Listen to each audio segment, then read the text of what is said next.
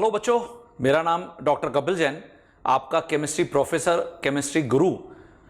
पिछली कक्षा में परमाणु संरचना में जो प्लांक का क्वांटम सिद्धांत है उसके ऊपर मैंने बेस्ड बहुत सारी प्रॉब्लम्स आपको करके बताई थी, जिससे कि आपको बहुत फायदा मिला होगा।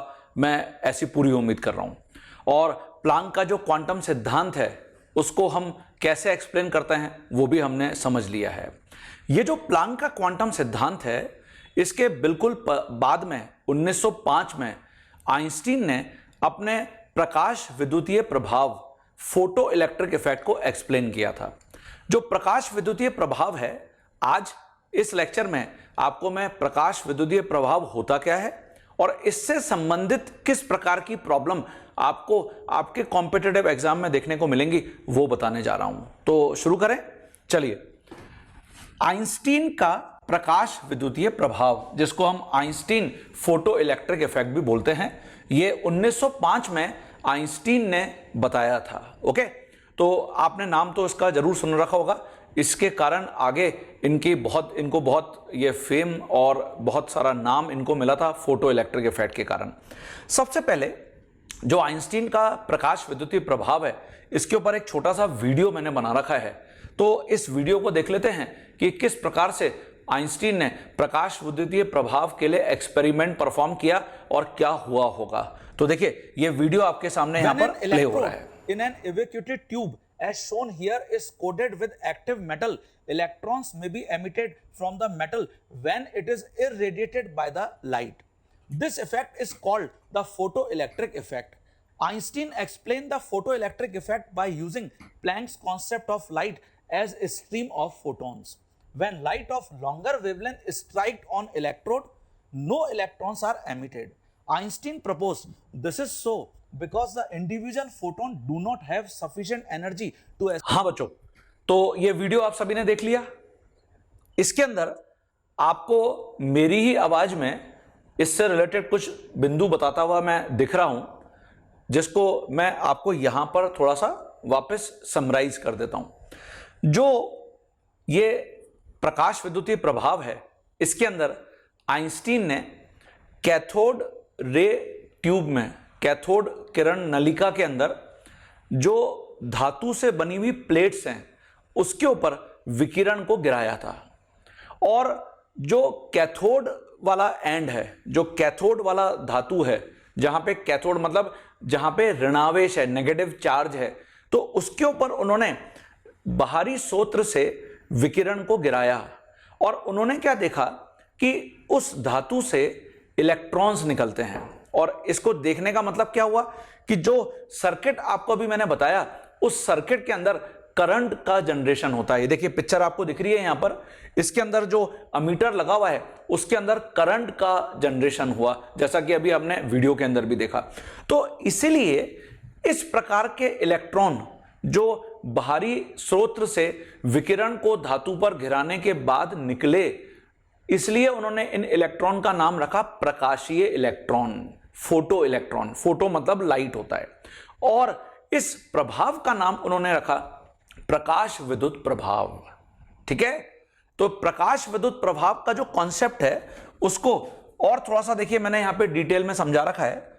मान लेता हूं कि ये धातु है, ये धातु है, कोई भी धातु ले सकते हैं, सोडियम, पोटेशियम, रुबिडियम, सीजियम इत्यादि इत्यादि, कोई भी धातु आप ले लीजिए।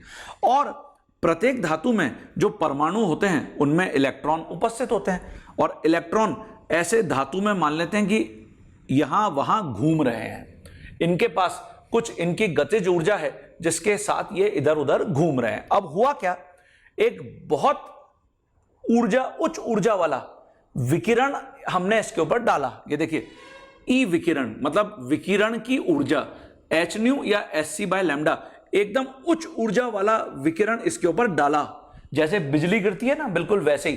तो जो इलेक्ट्रॉन हैं, सारे के सारे फोटोन जो विकिरण में थे वो इस इलेक्ट्रॉन से जाके टकरा गए। अब होता क्या है, जो इलेक्ट्रॉन है वो अभी इधर उधर घूम रहा था और इसके पास जो नाभिक है उसका आकर्षण बल इलेक्ट्रॉन के ऊपर कार्यरत था। तो देखिए, होता यह है कि इस फोटोन की सारी ऊर्जा जो इलेक्ट्रॉन को मिली, इलेक्ट्रॉन उसका कुछ भाग नाभिक के आकर्षण बल को कम करने में उपयोग में ले लेता है, जिसको हम फाई बोलते हैं, कार्यफलन। कार्यफलन इंग्लिश में इसको हम बोलते हैं वर्क फंक्शन। इससे क्या होगा, जो इलेक्ट्रॉन है नाभिकीय आकर्षण बल को तोड़ता हुआ जहां पर यह उपस्थित है उससे ऊपर उठता हुआ, यह देखिए यहां धातु की सतह पर आ जाएगा। तो जो फोटोन की ऊर्जा है, जो विकिरण की ऊर्जा है, उसका कुछ भाग इलेक्ट्रॉन को नीचे से ऊपर सरफेस तक लाने में लग जाएगा, सतह तक लाने में लग जाएगा। और जैसे इलेक्ट्रॉन सतह पर आएगा, बाकी बचा हुआ जो भाग है, इलेक्ट्रॉन देखिए ऐसे बाहर निकल गया। ये देखिए, ये मैंने लिखा हुआ है फोटो इलेक्ट्रॉन। तो फोटो इलेक्ट्रॉन का मतलब क्या है, इस प्रकार की जो हमने विकिरण की ऊर्जा, मतलब विकिरण को हमने डाला यहां पर, तो उसकी जो ऊर्जा है वो इलेक्ट्रॉन को मिली फोटोन के रूप में, कुछ भाग उसने अवशोषित किया कार्यफलन के रूप में, जिससे कि वो कहां पर आ गया, सतह पर आ गया। और जैसे ही वो सतह पर आया, इलेक्ट्रॉन की जो बाकी जो ऊर्जा है जो विकिरण से उसको मिली थी, उसने अपनी उस ऊर्जा के साथ बाहर एटम से निकल गया। तो इसलिए इस प्रकार के इलेक्ट्रॉन को हम बोलते हैं फोटो इलेक्ट्रॉन। और ये जो बाकी बची हुई ऊर्जा है, ये इलेक्ट्रॉन की मैक्सिमम काइनेटिक एनर्जी, जिसको हम बोलते हैं उच्चतम गतिज ऊर्जा, में परिवर्तित हो गई। ये देखिए, उच्चतम गतिज ऊर्जा। ये उच्चतम क्यों है? जैसा भी आपको मैंने बताया कि इलेक्ट्रॉन के पास पहले भी कुछ गतिज ऊर्जा थी, लेकिन ये सफिशिएंट नहीं थी जिससे कि ये इस सतह से बाहर आ पाए। लेकिन जब हमने इस विकिरण के फॉर्म में ऊर्जा को दिया इलेक्ट्रॉन को, तो इलेक्ट्रॉन को बहुत सारी ऊर्जा अतिरिक्त मिल गई, एक्सेस में मिल गई, बाहुल्य में मिल गई। तो इसने उस ऊर्जा का उपयोग कैसे किया? पहले तो जो जहां पर वो इलेक्ट्रॉन प्रेजेंट था, उसको सरफेस तक आने में कुछ ऊर्जा का उपयोग करना पड़ गया, जिसको हमने बोला है कार्यफलन, जिसको हम इस सिंबल फाई से रिप्रेजेंट करते हैं। और बाकी बची हुई जो ऊर्जा है, इलेक्ट्रॉन ने उसका उपयोग कर लिया बाहर आने में, जिसको हम बोल रहे हैं कि इलेक्ट्रॉन जो बाहर आया, फोटो इलेक्ट्रॉन। ये फोटो इलेक्ट्रॉन कहलाएगा जो बाहर आया। तो बाकी बची हुई ऊर्जा अधिकतम गतिज ऊर्जा में परिवर्तित हो गई। ठीक है बच्चों, तो ये पिक्चर सभी को क्लियर है? आप चाहें तो इसको अपनी कॉपी में ड्रॉ भी कर सकते हैं पिक्चर को। वीडियो आपने को मैंने दिखाई दिया कि किस प्रकार से ये एक्सपेरिमेंट परफॉर्म किया गया। अब कौन कौन सी महत्वपूर्ण बातें हैं जिसके ऊपर आपको प्रॉब्लम देखने को मिल सकती है, वो हम यहां पर लिखते हैं और फिर प्रॉब्लम देखते हैं। तो आपके कॉम्पिटिटिव एग्जाम में आपको इतने ही कॉन्सेप्ट देखने को मिलेंगे आइंस्टीन के प्रकाश विद्युतीय प्रभाव में। ठीक है, देखिए मैंने क्या लिखा है मुख्य बिंदु में, जब किसी धातु की सतह पर उच्च ऊर्जा वाले विकिरण को गिराया जाता है तो इलेक्ट्रॉन का उत्सर्जन होता है। इन इलेक्ट्रॉन को फोटो इलेक्ट्रॉन, प्रकाशीय इलेक्ट्रॉन बोलते हैं। ओके, और इस प्रभाव का नाम पड़ गया है प्रकाश विद्युत प्रभाव। ये देखिए, ठीक है बच्चों, तो ये पॉइंट आपको क्लियर होना चाहिए। अब जैसा कि अभी आपको मैंने बताया कि जब विकिरण की ऊर्जा फोटोन के रूप में इलेक्ट्रॉन से टकराएगी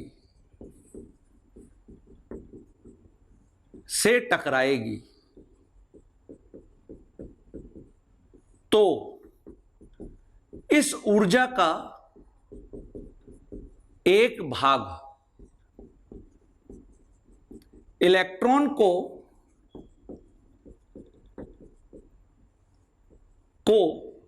सतह तक लाने में लग जाएगा।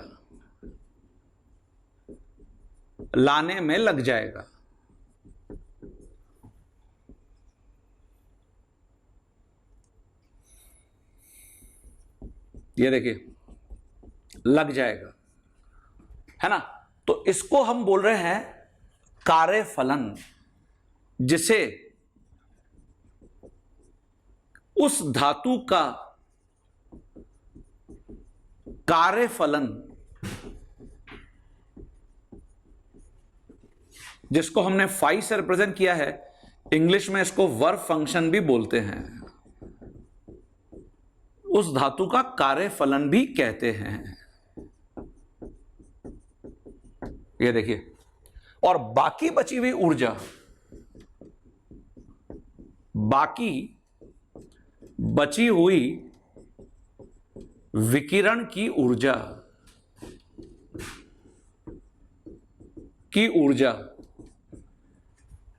जो फोटो इलेक्ट्रॉन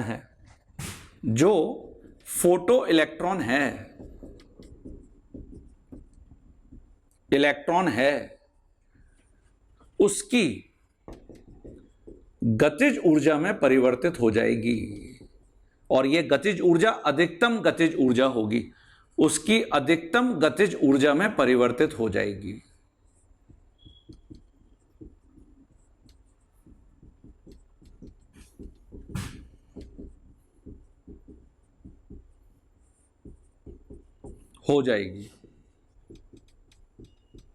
ये देखिए बच्चों, तो इसी को हमने बोला है अर्थात काइनेटिक एनर्जी मैक्सिमम। तो इसी से हम जो आइंस्टीन का प्रकाश विद्युतीय प्रभाव का समीकरण है उसको लिखते हैं। देखिए, अतः आइंस्टीन का प्रकाश विद्युतीय समीकरण, तो जो प्रकाश विद्युतीय समीकरण होता है बच्चों, वो हम ऐसे लिखते हैं। देखिए, जो विकिरण की ऊर्जा है वो तो हमने ई विकिरण से बता रखा है, ये बराबर होगा एक तो फाई, जिसको हमने बोला है कार्यफलन, और बाकी बची हुई ऊर्जा किस में परिवर्तित हो गई, काइनेटिक एनर्जी अर्थात गतिज ऊर्जा मैक्सिमम। ये देखिए, इसी को हम आइंस्टीन का प्रकाश विद्युतीय समीकरण बोलते हैं। ये देखिए, और यहां जो फाई है, क्योंकि फाई भी तो ऊर्जा ही है, कार्यफलन जिसको हमने बोला है, इस कार्यफलन को बच्चों ऐसे लिखते हैं। देखिए, एच न्यू नॉट या S C by lambda nought. ये देखिए, ये जो न्यू नॉट है, यहां न्यू नॉट, इसको कहते हैं थ्रेशोल्ड फ्रीक्वेंसी, और जो थ्रेशोल्ड फ्रीक्वेंसी है इसको हिंदी में बोलते हैं दहली आवृत्ति। दहली आवृत्ति क्या मतलब होता है इसका, मैं आपको बता रहा हूं। और ऐसे ही जो लैम्डा नॉट है, लैम्डा नॉट को हम बोलते हैं थ्रेशोल्ड वेवलेंथ। थ्रेशोल्ड वेवलेंथ जिसको हम बोलते हैं दहली तरंग दैर्घ्य। तरंग दैर्घ्य। तो प्रॉब्लम को अटेंड करने में ये इक्वेशन हमेशा हमारी हेल्प करती है।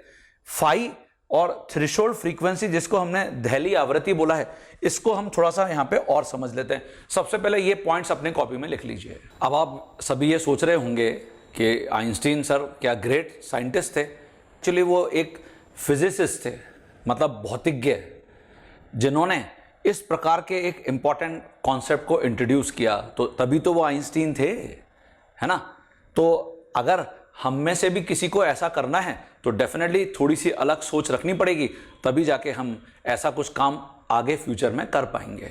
ठीक है, तो मैं आपको ये बता रहा था कि यहां पर जो न्यू नॉट है, जिसको हमने बोला है दहली आवृत्ति, ये दहली आवृत्ति का मतलब है बच्चों, दहली का मतलब होता है दहलीज।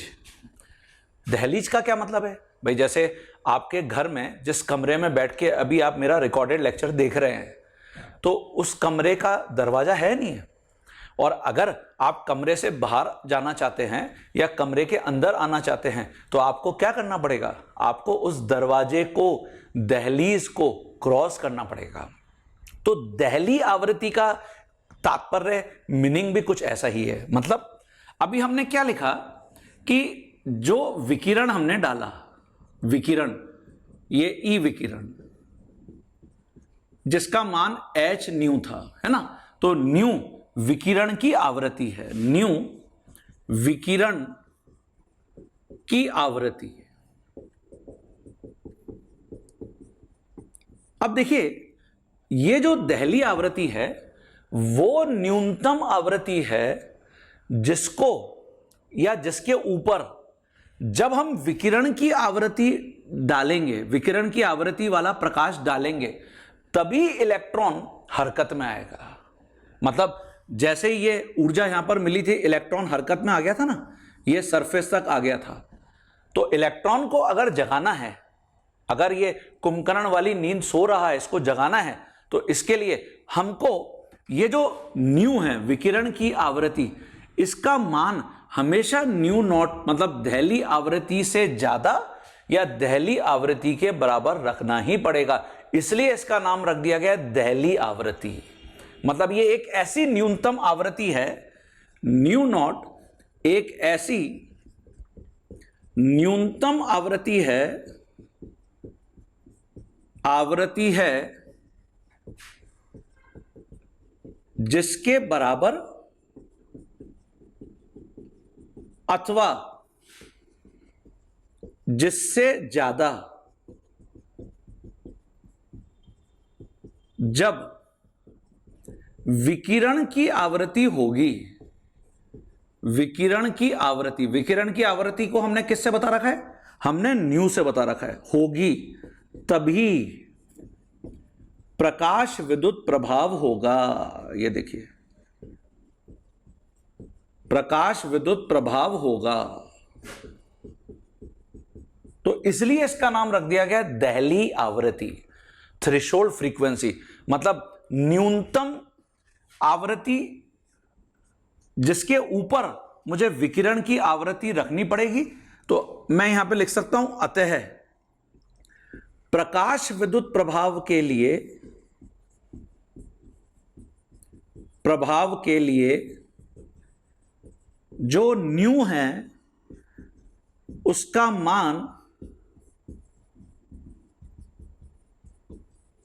हमेशा ज्यादा होना चाहिए या बराबर होना चाहिए न्यू नॉट के, जो दहली आवृत्ति है।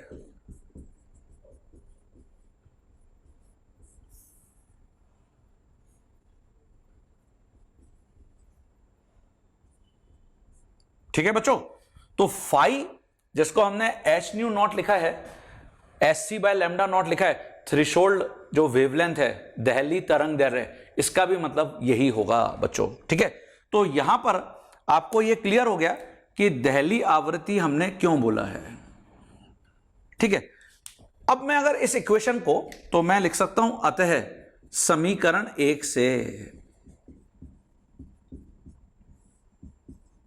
अगर मैं समीकरण 1 में ई विकिरण की जगह लिख दूं एच न्यू और फाई की जगह मैं लिख दूं एच न्यू नॉट, और काइनेटिक एनर्जी मैक्सिमम जो गतिज ऊर्जा है उसका मान क्या होता है, हाफ mv स्क्वायर, और v का मतलब है वेलोसिटी, ये मैक्सिमम होनी चाहिए, अधिकतम, तभी प्रकाश विद्युत प्रभाव होगा। तो देखिए यहां से हम ये लिख सकते हैं, जो हाफ mv स्क्वायर मैक्सिमम है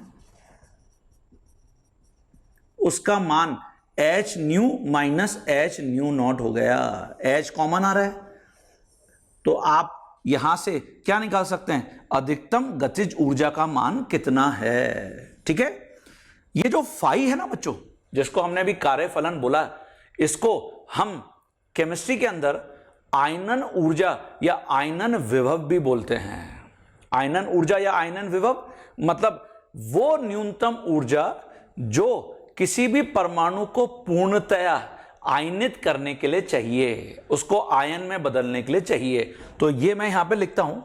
एक और बात, कार्यफलन जो फाई हमने लिखा है हर धातु के लिए अलग अलग होता है, क्योंकि आयनन ऊर्जा है। और जैसा कि पहले भी तुम आयनन ऊर्जा में पढ़ चुके हो, आयनन ऊर्जा आवर्त सारणी में अगर मैं डाउन द ग्रुप चलता हूं, मतलब वर्ग में चलता हूं, तो घटती है, और अगर मैं अलोंग द पीरियड चलता हूं, आवर्त में चलता हूं, तो बढ़ती है। ये अपन आगे भी डिस्कस करेंगे बच्चों।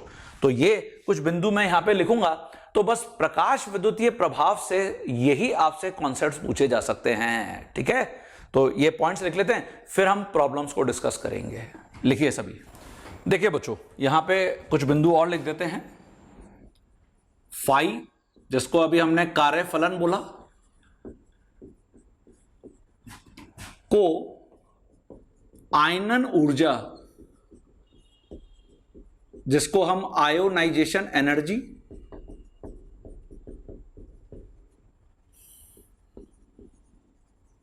अथवा आयनन विभव भी बोलते हैं।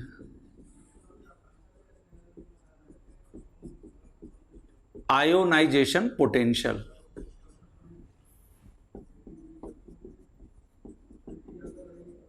भी कहते हैं,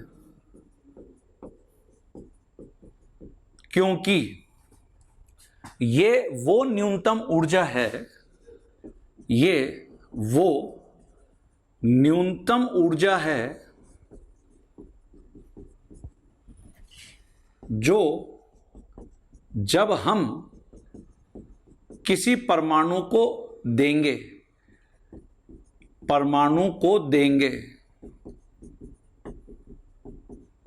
तभी उसमें से इलेक्ट्रॉन उत्सर्जित होकर वो आयन में परिवर्तित होगा, तभी उसमें से इलेक्ट्रॉन उत्सर्जित होकर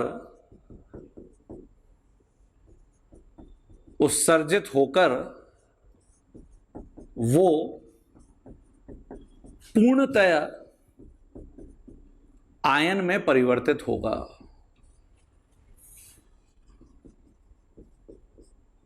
इसलिए इसका नाम पड़ गया है आयनन ऊर्जा या आयनन विभव में परिवर्तित होगा।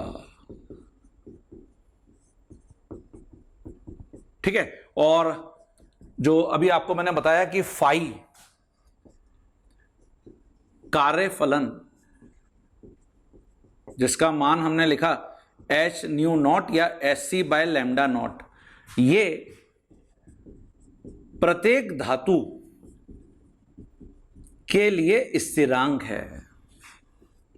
मतलब एक पर्टिकुलर धातु के लिए हमेशा कांस्टेंट रहता है, ये स्थिरांक कांस्टेंट है। तथा दो अलग अलग धातुओं के लिए फाई का मान हमेशा अलग अलग होगा। दो अलग अलग धातुओं के लिए फाई का मान हमेशा अलग अलग होगा।